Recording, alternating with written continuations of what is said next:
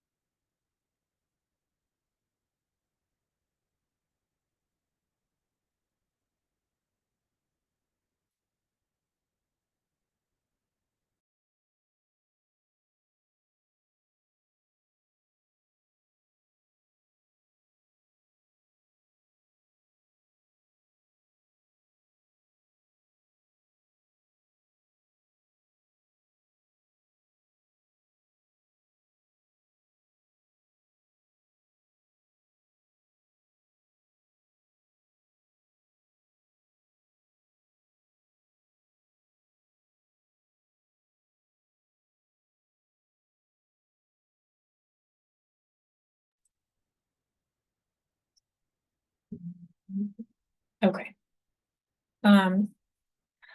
Hello, my name is Haley Bank. I'm the LMSW for Ann Arbor Meals on Wheels.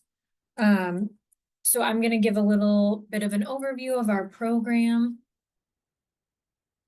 Let's see. Sorry, my screen share is being a little bit wonky. Can you see this one? Yeah. Okay. I don't understand. Probably I have 3 computer screens, so that doesn't help.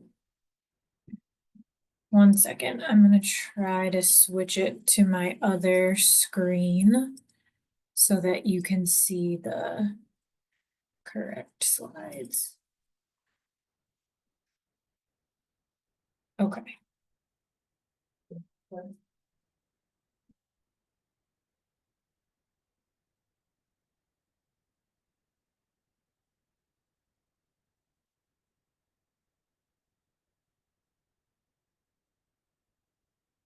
Okay. So we are affiliated with University of Michigan Health under Community Health Services. And then you can kind of see a breakdown of the other programs that are affiliated with Community Health Services as well. So our mission is to reduce hunger and food insecurity for our homebound adult neighbors in the Ann Arbor area who, because of their health, are unable to shop and prepare nutritious meals for themselves. And then I just have a really short video to share with you.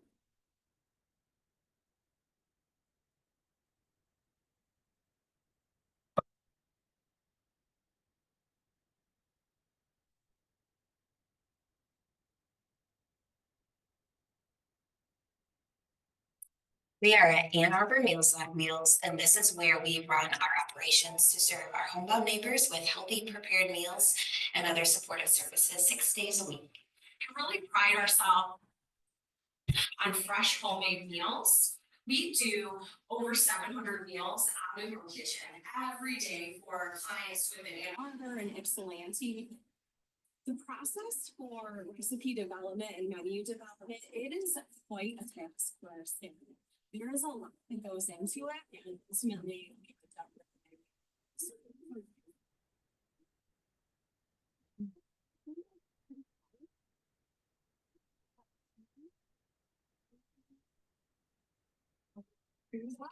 And then I send it to a guy in our area. I know. Put everything into containers. They will prepare sandwiches. Sorry, I can't hear anything with the video audio playing. Can you hear it?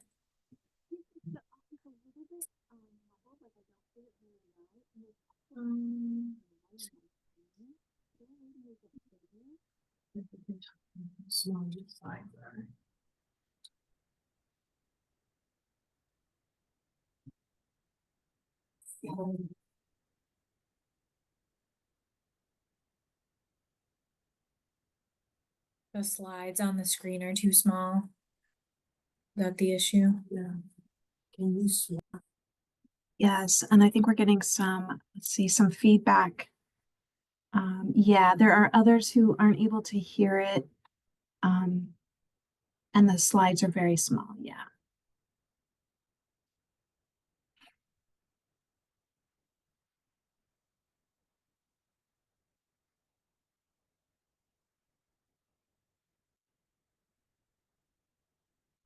Even if you put it in the where it wasn't in presentation mode, I think you had it in the beginning where we can kind of see your whole screen. That made it larger. Can we run off of that view instead of presentation view? Just as an idea. Sure, let me try to switch it.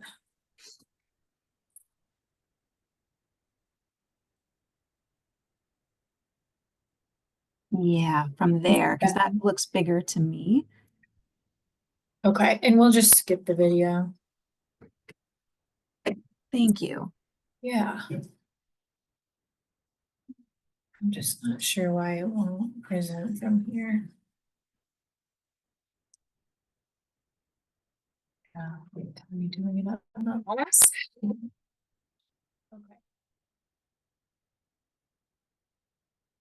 Okay, so then, we serve primarily older adults, and individuals with disabilities, who are homebound due to physical and or mental health reasons. People are served regardless of age or financial status, and a client's partner or an unpaid caregiver may also be eligible to receive meals through our program.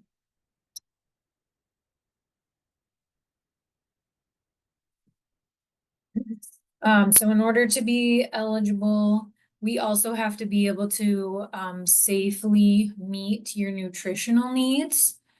You must be unable to prepare complete or nutritious meals for yourself. We also have to have a medical provider confirm someone's homebound status.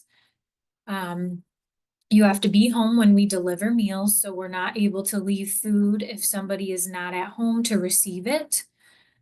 And then you must be agreeable to an initial assessment that would take place in your home, and then reassessments every 6 months thereafter. You also have to need meals for at least 3 weeks.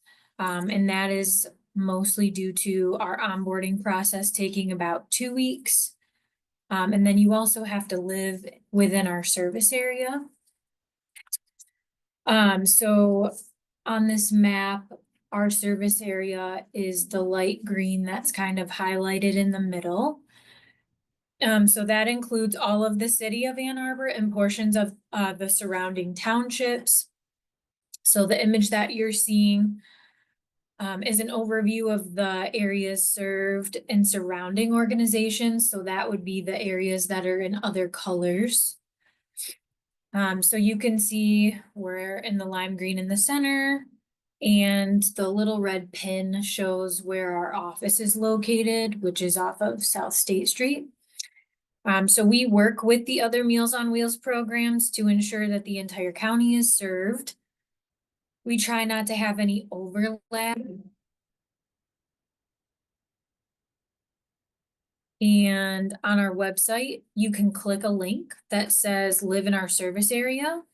And that will lead you to this map. So if you are trying to refer a client of yours, you can use this map on our website, and it will tell you, once you plug their address in, which Meals on Wheels service would serve them. And then this is what we utilize to ensure we're serving folks within our service area or connecting them to the appropriate Meals on Wheels program. And if we receive a referral for someone who does not live in our service area, we will try to connect them to the correct program. So this is a little snapshot of our referral form. This is also linked on our website, so referrals can be made by the person seeking services directly, or a caregiver, or a case manager, etc. So, this is step one. In order to onboard onto our program. And then once we receive this referral or a phone call request for services, the prospective client will be contacted within 3 business days to go through the rest of the intake process. And if it appears that based on the initial intake, they meet our eligibility criteria, we'll go ahead and schedule them for an initial assessment. And that can sometimes take up to 2 weeks to get scheduled, but it generally does not take longer than that. And then once the assessment is conducted, we can generally get meals started within about a week. And we require folks to complete reassessments every 6 months after they onboard onto our program. So then our meal delivery schedule, we deliver meals 6 days a week, Monday through Saturday. The time frame to receive a meal from us is 11:30 to 1:30. So we tell folks they could receive their meal anytime within that 2-hour window. So somebody has to be at the client's residence in order for the food to be left during that time. We also have Ensure. So somebody could receive a maximum of 13 meals per week. And Ensure, which is a liquid nutrition supplement. So here is an example of our Western meal options. So we have a hot meal and a cold meal option. Someone can choose to receive one or both of these meals. And they have a choice of standard or vegetarian for our hot meal. All of the meals contain a protein, a fruit, vegetable, starch, and a carton of 2% milk. And then our cold meal, that usually contains a sandwich or sometimes a salad, and then also has a fruit and a vegetable, and a carton of milk. We also have an Asian meal option, which is available for those who are unable to tolerate a Western diet and have generally followed an Asian style diet for most of their life. And that meal always comes with a soup and either orange juice or calcium yogurt and fruit. And those meals, we are able to provide 6 of those per week. So it's a bit more limited. We also have some gluten-free meals available. Those are generally frozen meals to eliminate any cross-contamination. Our meals are prepared by the University Hospital Kitchen. And then the Asian meals are prepared by Lucky Kitchen, a local Chinese restaurant. And then you can also see the Ensure pictured. So Ensure we can provide in addition to the fresh meals, as long as we have a prescription from the person's medical provider. And then we also have a variety of supplemental services that can be provided in addition to our meals. So some of these include referrals and social work support from myself and our other social worker. We also have free household and pantry supplies available. We have activity books and art supplies. We send out cards of encouragement periodically. And then we also are able to provide free pet food through a partnership with the Humane Society.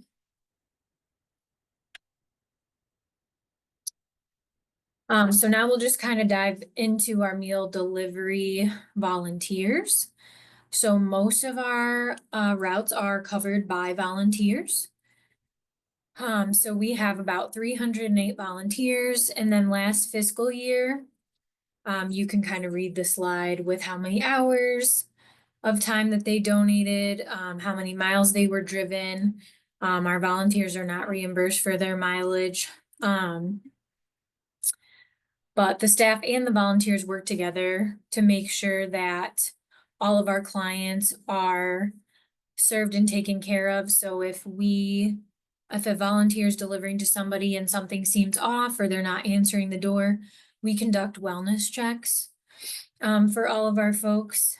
And for many of our participants, the volunteer or the staff member who delivers their meal is the only person that they see all day.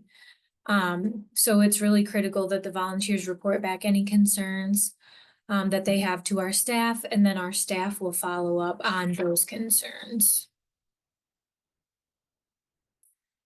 And then this is an overview of our impact. So for fiscal year 24, we survey our clients every time we reassess them. So 93% agreed that Meals on Wheels helped them to maintain or achieve a healthy weight. 95% agreed that our services help them to stay in their home and live independently.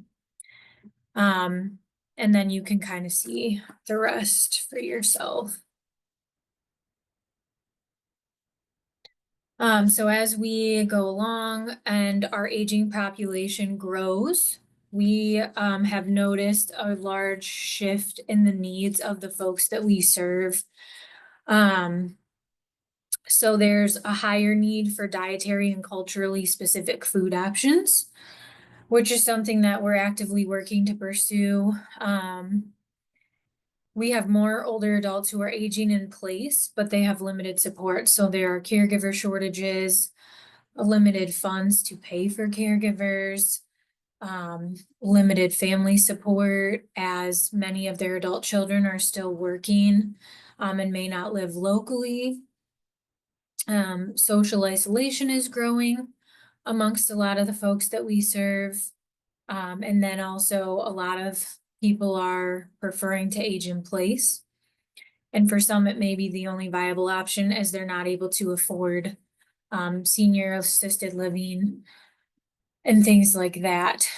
So we have definitely seen a lot more crises that we come across as we're providing meals for folks.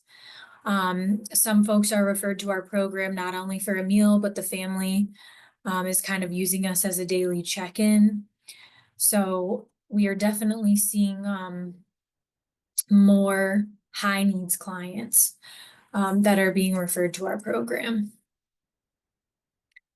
And then on this last slide, this is just some quotes from our clients who have given some positive feedback. So you can kind of read through that. And then if anybody has any questions, now would be a good time. I have a question. Can you speak more about the free household and pantry supplies? Specifically, do you provide cleaning supplies, things like detergent or any other cleaning supplies?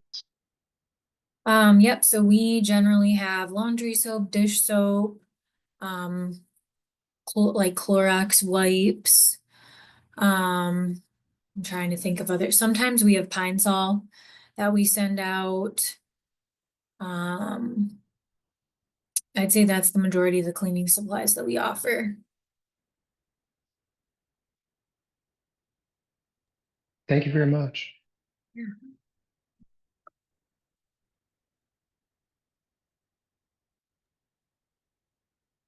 So thank you, Haley. Does anyone else have? You can throw in a question in the chat or unmute. I had a quick question. I may have missed this because I had to step away briefly. What are the qualifications for clients to apply for Meals on Wheels? Like income qualifications or anything like that? Yeah, so we don't have any income qualifications. You just have to meet our homebound criteria. So somebody has to be mostly homebound and or have difficulty with preparing a full balanced meal for themselves. So if you're going out for occasional outings or you're getting out of the house, but somebody has to accompany you, then you would generally fit our criteria. And then, if it's difficult to prepare a meal. So if you're not able to stand at the stove or it's unsafe for you to use the stove or the oven, things like that. But we don't require any income criteria, so we do serve folks from, all over the income, spectrum. Okay, so would they need a verification from their PCP to prove that they are homebound, or it would just be based on their word? So we have a homebound form that we send over to everybody's primary care physician. And I believe that's across the board with all the Meals on Wheels programs in the county. It's just to kind of give an additional verification. There are some times where we assess folks and maybe they're a little embarrassed to share their limitations. And so we might be thinking, you know, they may not meet our criteria, but then when we speak with their physician, the physician is letting us know that, you know, they shouldn't be using the stove, or they can't stand for long periods of time, or their definition of cooking a full meal is actually putting a frozen meal into the oven. And so that medical form is kind of used in addition to our in-home assessment that we do with folks, to verify someone's homebound status. And then also it just helps things to be consistent so that you're being approved or denied, pretty much the same, no matter if you were assessed by Ann Arbor Meals on Wheels or Ypsilanti Meals on Wheels, things like that. Okay, great. Thank you. If I could just chime in, I'm Kevin. I'm with Ypsilanti Meals on Wheels. Yeah, just to verify, like the homebound stuff works the same where we are. If I could ask a clarifying question though, did you mention anything about age? Because I think at for us anyway, the services we can provide do differ if somebody's under 60. So for our program, they don't. And I think see. that might be something that is unique to our program here at Ann Arbor Meals on Wheels. So with our program, somebody just has to be 18 years old or older. But they don't differ for our program based on age. Okay, thanks. So yeah, just sorry to be sort of piggybacking off of you to put out information about my program, but just for anybody who is serving clients in Ypsi and Ypsi Township, we can serve people who are under 60, but the funding streams are different and the types of meals we can provide are more limited, et cetera. But yeah, basically it's homebound is kind of the main thing. So thank you. Yes, for overall county, the requirement for Meals on Wheels does differ by program. For most of the rural programs, it is 60 and over. Thank you.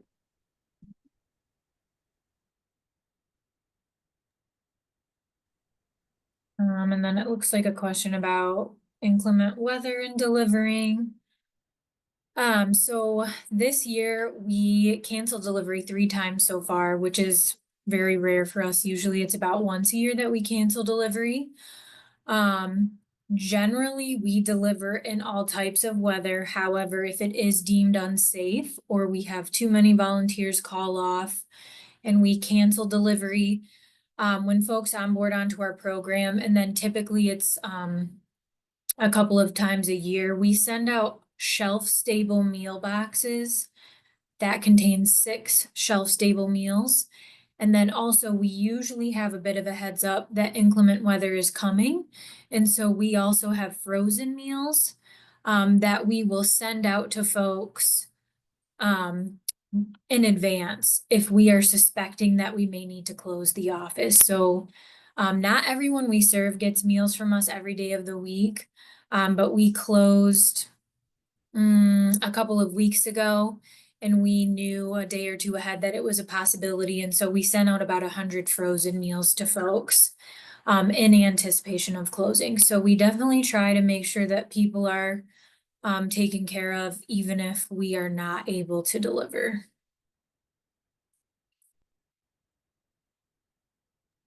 Hi, this is Marty. I oversee all of the Meals on Wheels and Senior Cafe programs for Washtenaw County OCED, and that is a policy for all of our Meals on Wheel programs.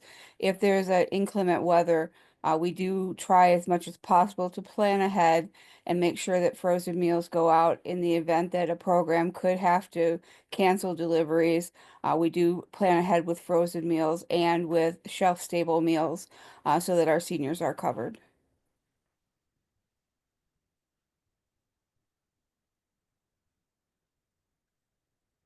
I have a more specific question for you, Haley, if you have a moment. Sure. So for patients who are in spaces like Lurie Terrace, that is already partnered with Ann Arbor Meals on Wheels and are receiving meal support there, would they require an additional referral to get things like the pantry supplies and cleaning supplies? Nope. So for the pantry supplies, we don't require any referral. They just have to call and request them. So somebody can call and request those things about twice a month. And then we send them out. We send out a newsletter quarterly, and we've been trying to highlight the pantry more recently because a lot of folks kind of forget that we have it available. But once you're onboarded onto our program, you can access that. You just have to call, or you can send a request back to the office with the volunteer who's delivering, if that's easier. And then we'll send those items out. I will be Just- calling. Thanks so much. Yeah. I just have a clarifier there. Please know that there Mhm. is a cafe program that runs out of Lurie Terrace. Those folks do not qualify for that pantry. They have to be serviced by the home delivery program through Ann Arbor Meals on Wheels. Just want to be clarified. Thank you so much for that clarification.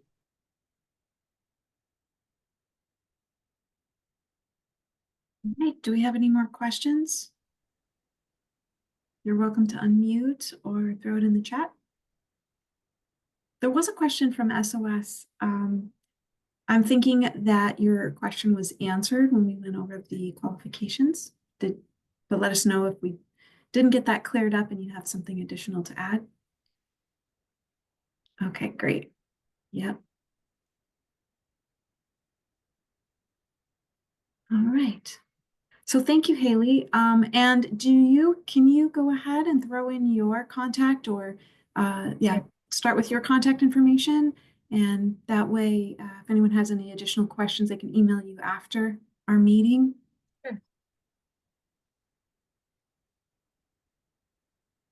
And it also sounds like the Ann Arbor Meals on Wheels website is a good location to also direct clients and see the overall services that way also.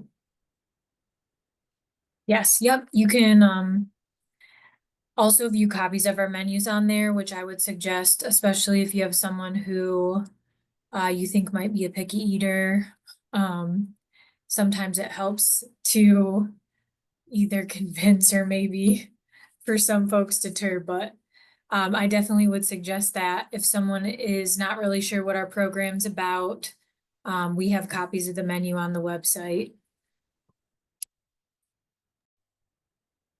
Great. All On right. that note, I will say, I see a lot of comments about all of our programs and the different caterers. They get very high ratings on their meals. Yes.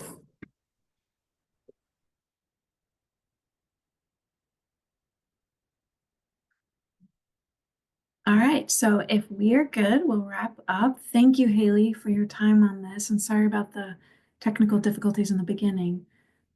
Yvonne from Housing Bureau for Seniors, I have you scheduled next. Do you want to pop in and share your screen with your slides?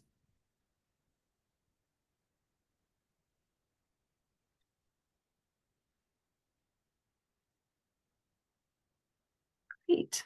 We see your slides. Yeah, I'm not going in a slideshow either. Okay, Interesting. interesting. Huh. Could that be a setting from the Zoom? It's not usually something we encounter. There we go. Okay. Great. And now let me just hide all of you. Great. So do you all see which slide do you see? Your first slide, Housing Great. Bureau for Seniors. This is always a moment of presentations that makes me nervous. So hi, everybody. Thanks for having us today. I work with the Housing Bureau for Seniors, which is also a part of University of Michigan Health, just like the Ann Arbor Meals on Wheels. And I'll cover that real quick too. This is our agenda for today. I'm going to talk about the Housing Bureau for Seniors and how we fit into Michigan Medicine, or U of M Health, our new branding. I'm going to talk about housing insecurity for older adults in Washtenaw County, what the Housing Bureau for Senior does to help, and then I have a summary, and I'll take questions if anybody's got any. So the Housing Bureau for Seniors, as is Ann Arbor Meals on Wheels, is a program of U of M Health's Community Health Services. Community Health Services has 13 programs, all of which address one of the key initiatives listed on the right side of this slide. The Housing Bureau for Seniors' mission most closely aligns with the bolded initiative of protecting the health and quality of life for our seniors. Community Health Services' mission is to lead U of M Health in improving access, equity, and health outcomes in the community and for those we serve. Essentially, Community Health Services is the bridge that links U of M Health, like the hospital, to our community. Just in case I say this, I will say this. I call ourselves HBS, Housing Bureau for Seniors. So just in case there's any question. Our mission is to recognize that stable housing is critical to physical and mental well-being. And to that end, we inform and empower older adults and those who care about them, usually adult children, by providing guidance and resources regarding sustainable housing in Washtenaw County and beyond. And increasingly, it's the surrounding counties because affordable housing, there's such a affordable housing crunch here in the county. To set the stage a bit about the older adult population in Washtenaw County, Haley alluded to this. The U.S. Census estimates that in 2034, people 65 and older will outnumber children under the age of 18. The Institute of Gerontology at Wayne State projects that it will actually happen sooner in Washtenaw County. And specifically in 2028, the number of people 65 and older will outnumber children under the age of 18. Within the 65 plus age group, the fastest growing segment of those are 85 and over.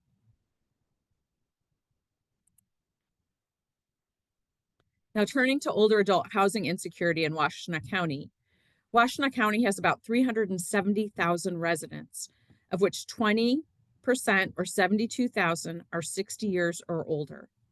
The house on the left shows that these 72,000 older adult residents comprise 30,000 households, 82% are homeowners, and 18% are renters. The house on the right illustrates housing cost burden, meaning those families that spend more than 30% of their income on housing related expenses, which could be a mortgage or rent, it could be homeowners insurance or renters insurance and utilities. 53% of renters in this county are housing cost burdened, and about 27% of homeowners are housing cost burdened.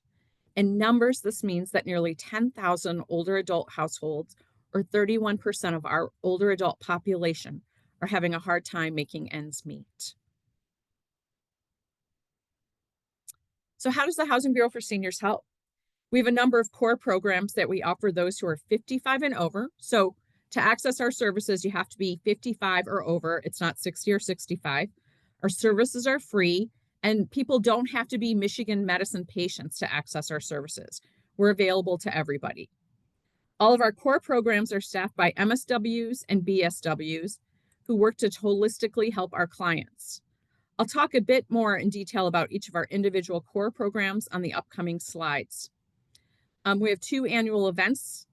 One of them is Senior Living Week, which happens every year in October. And I'm not really going to talk about that. I will address Big Hearts for Seniors on the next slide.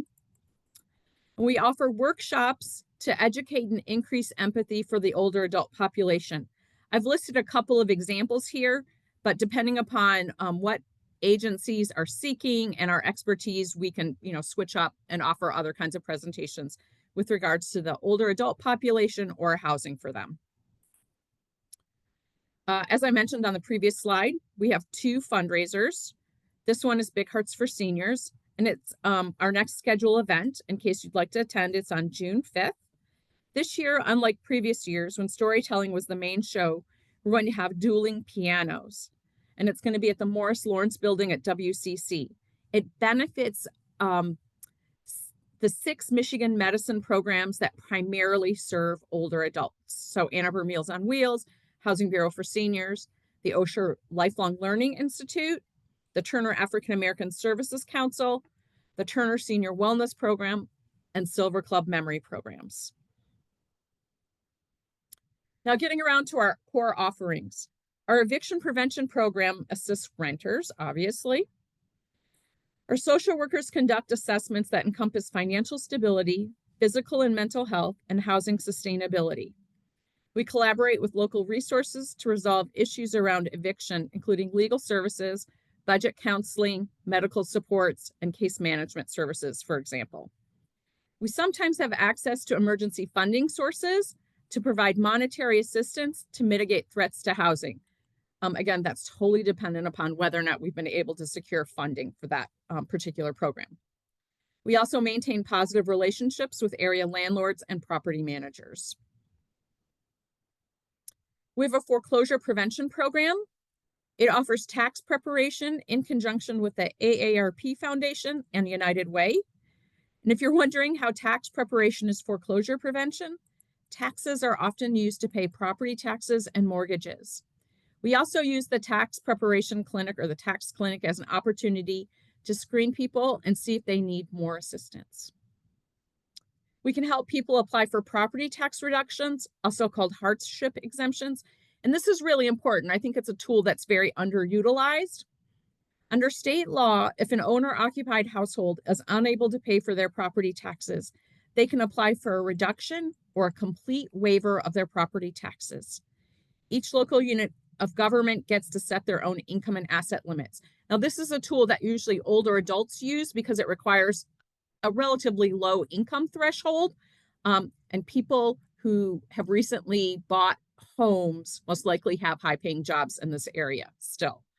The older adults bought their houses a long time ago and often have lower incomes and lower payments. We can also assist with property tax deferments. This extends the deadline for paying property taxes to April 30th of the following year. If you don't pay your taxes on time or your property taxes on time, penalties and interest snowball quickly. And just to give you an idea, like the average property taxes in Ypsi was about $3,500. I don't know, when I first did the calculations a couple of years ago. Within a year of not paying, it snowballed up to $5,000. So important that if you're eligible to apply for a property tax deferment, that you do so. And generally you have to be 62 years or older or have some type of disability. And there are a few more eligibility criteria that people might qualify for. So it is possible for people who only have Social Security income, they often think they don't have to file their taxes at all. And it might be non-taxable income, but it might behoove people who have Social Security income to apply for homestead property credits. This is a state tax relief. It's available to both renters and owners, and it can credit households up to $1,800 a year and can be filed retroactively for up to 3 years. So the maximum household income to apply for this is $69,700, and the maximum taxable value on the house can be no more than $160,700. Now note, that's the taxable value. That's not the market value that you would sell a house for. It's what you actually get taxed on. We help people also with home heating credits. These two are available to both renters and owners, and the income thresholds are dependent upon the number of exemptions a household claims. So these are really low income limits, $16,586 for 0 to 1 exemptions, and 2 exemptions, it's $22,500. What's really important about these home heating credits is even though they return a nominal amount to the household, I mean, it's a big deal to families who don't have much income, but they can also increase the amount of food assistance that families get if you qualify. So that's really the big win on that.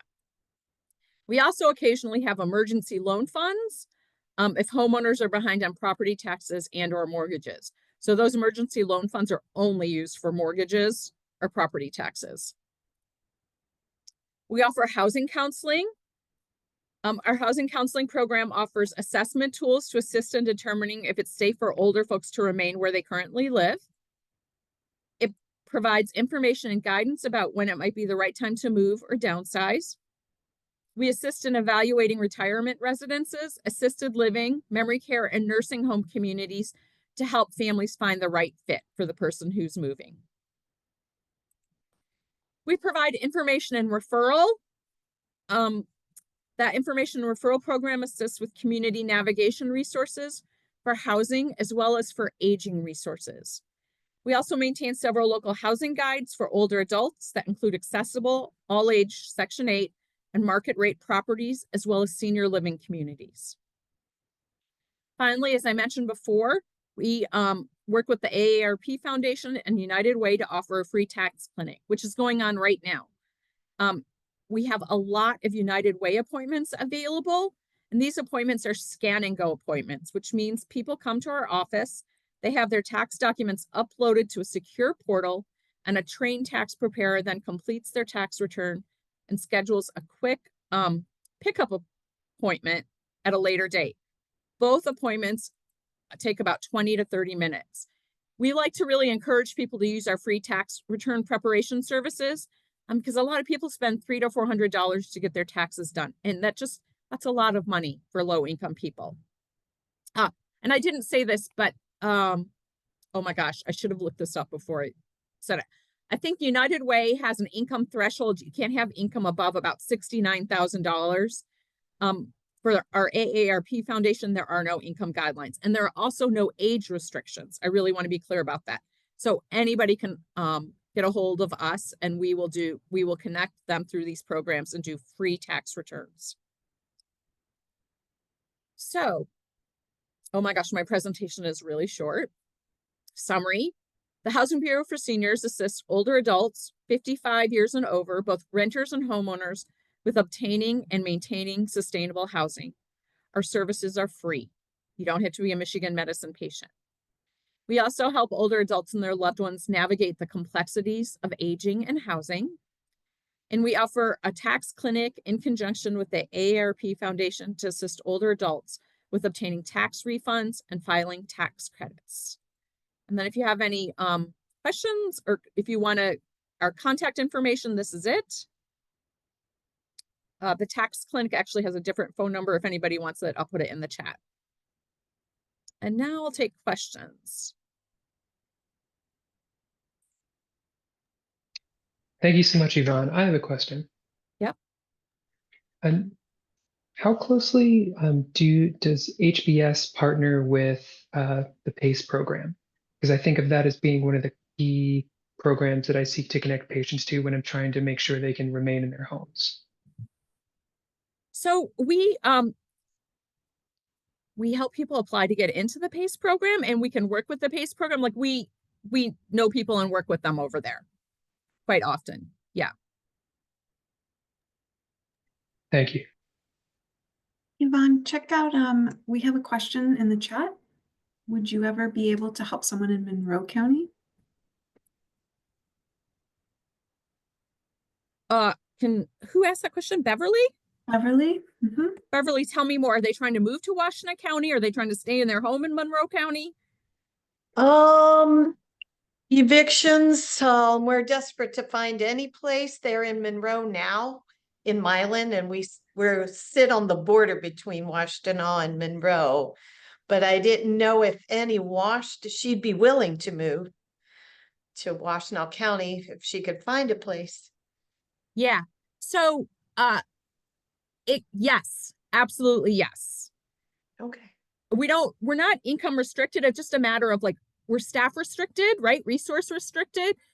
If you call and ask us for housing in California, we're going to be like, we can give you some guidance about, what to look for in terms of senior living communities, but we're not going to be able to find you a place. But we work fairly often with Milan Monroe, Wayne counties, Livingston, like the ones that are adjacent to us. We have a good grasp of what's going on.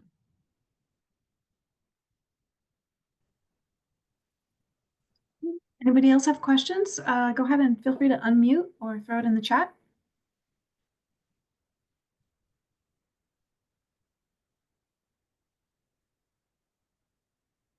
All right. So I know on Yvonne's slide, there was some contact information. Can you go ahead, Yvonne, and just throw it in the chat? That seems to be a nice place for people to just kind of copy paste it out real quick. So if they had any other questions for you or HBS.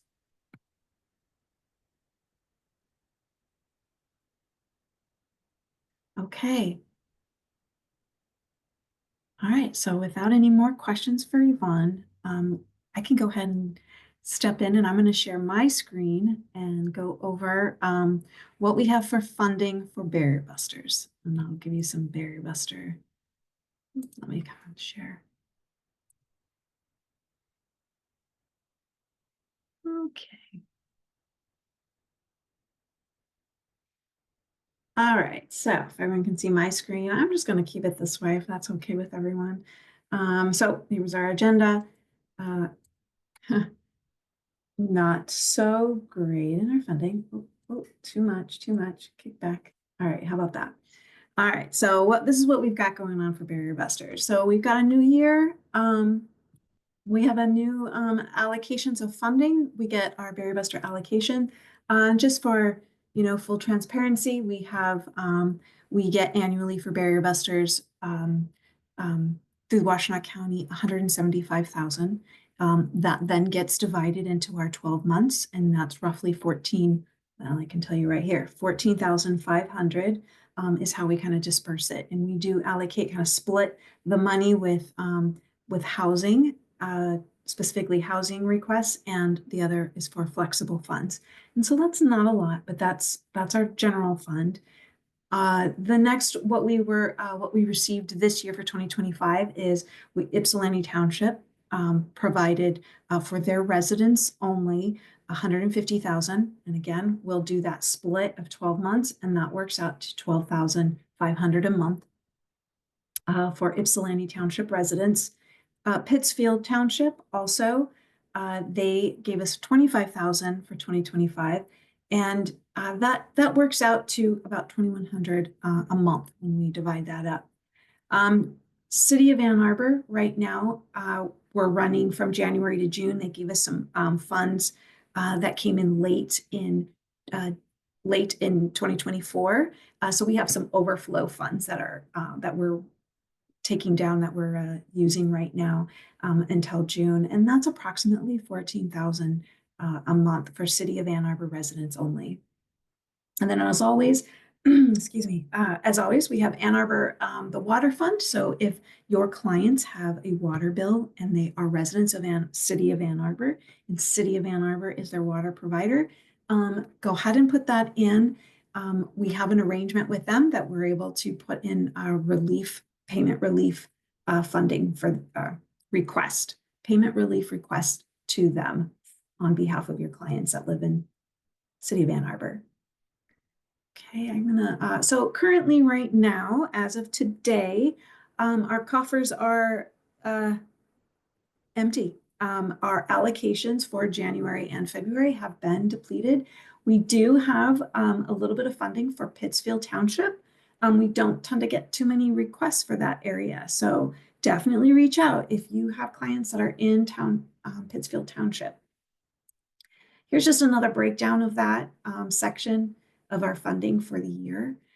We will have our next available allocation for the month will occur on March 1st, which is a Saturday. So on March 3rd, you can go ahead and put in requests.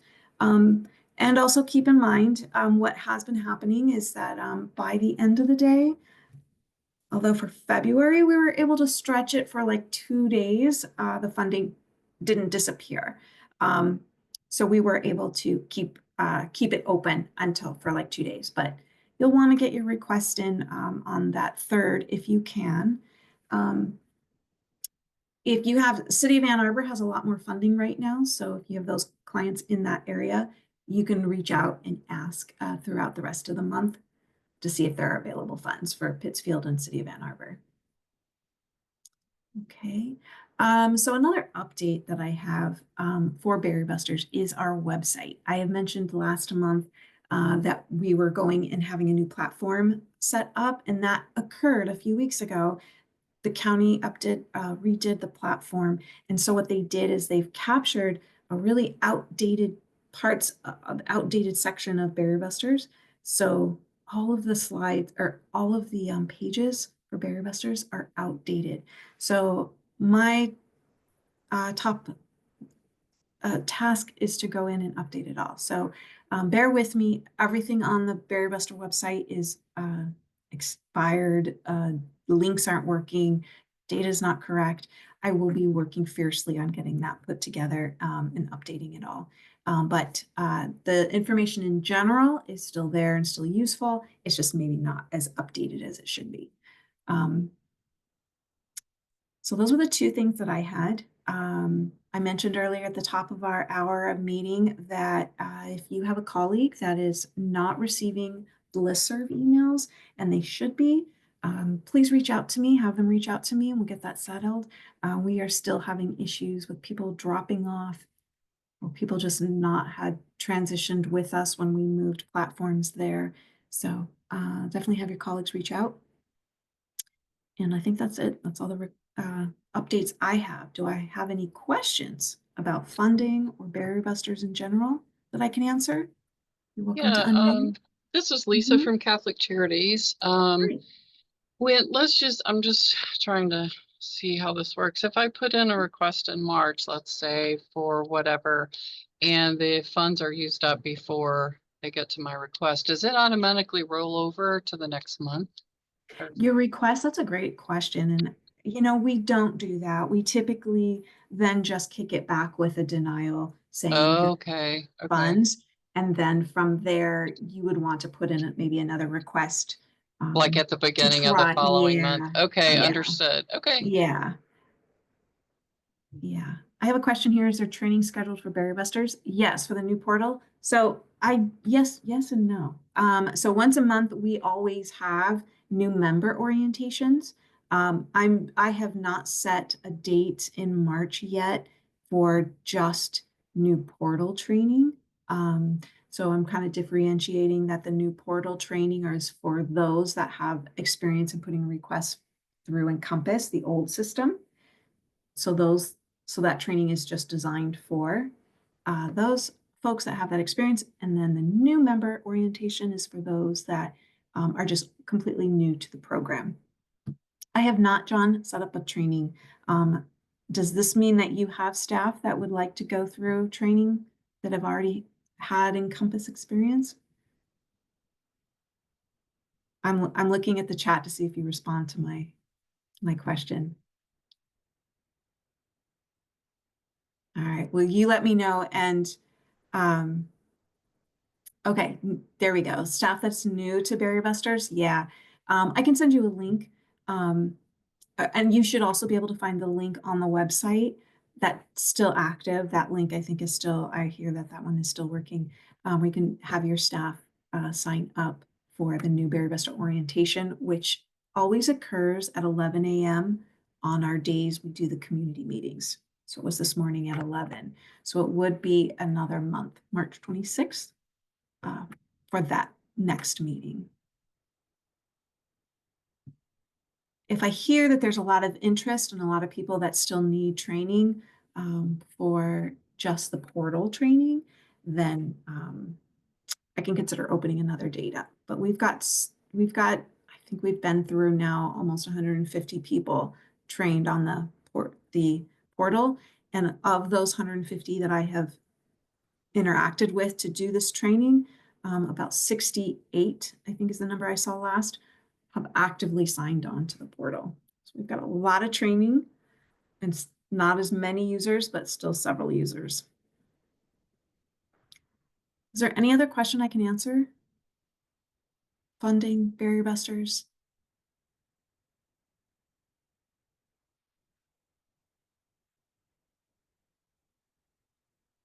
All right. I'm going to go ahead and take this time and stop our recording.